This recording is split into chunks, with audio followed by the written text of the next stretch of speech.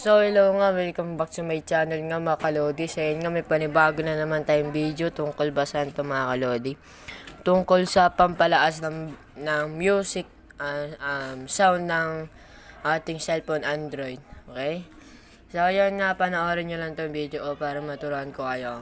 Okay? So ang first step natin mga kalodi ay ang first step natin mga kalodi ay punta tayo sa Play Store. Okay? Then search nyo ay Max. Okay.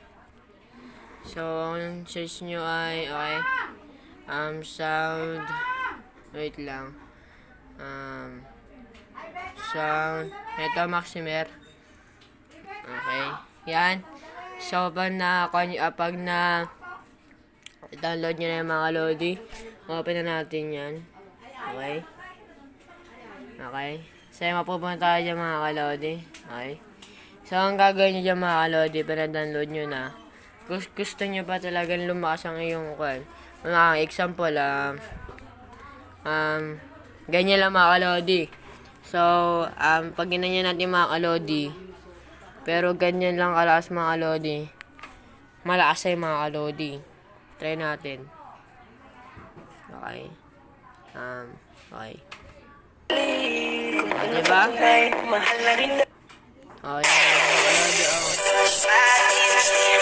kalodi.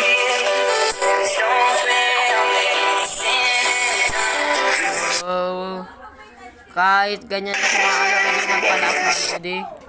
At ganyan mga kalodi.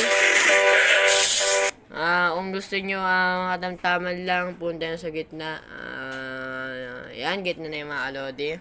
So, tingnan natin.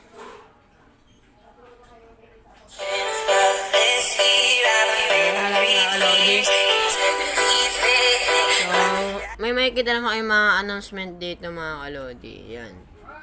Mga ganyan announce mga kalodi. Ganyan lang mga kalodi. So, and then punta mo na sa stop.